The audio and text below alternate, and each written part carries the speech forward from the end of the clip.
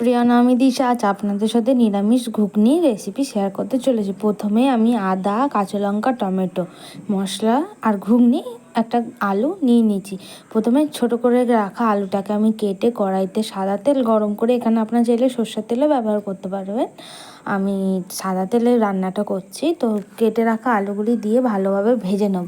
ভেজে নেওয়ার পরে আলুটা ভেজে নেওয়ার পরে ওই তেলে আমি দুটো তেজপাতা ফোড়ন দিয়ে বেটে রাখা মশলা, যেখানে আমি আদা, কাঁচা লঙ্কা, টমেটো ব্যবহার করেছি, দিয়ে দেবো। তারপর সামান্য পরিমাণে জিরার গুঁড়ো, হলুদ গুঁড়ো, লঙ্কার গুঁড়ো দিয়ে ভালোভাবে নাড়াচাড়া করে আমি কিছুটা পরিমাণে জল দিয়ে একটা ঢাকনা দিয়ে ঢেকে রেখে দেবো। তারপর মশলাটা থেকে এইভাবে তেল ছেড়ে আসলে আমি আবার একটু সামান্য পরিমাণে জল অ্যাড করে দেবো। করে দেওয়ার পরে ভেজে রাখা আলুটা আমি দিয়ে দেবো।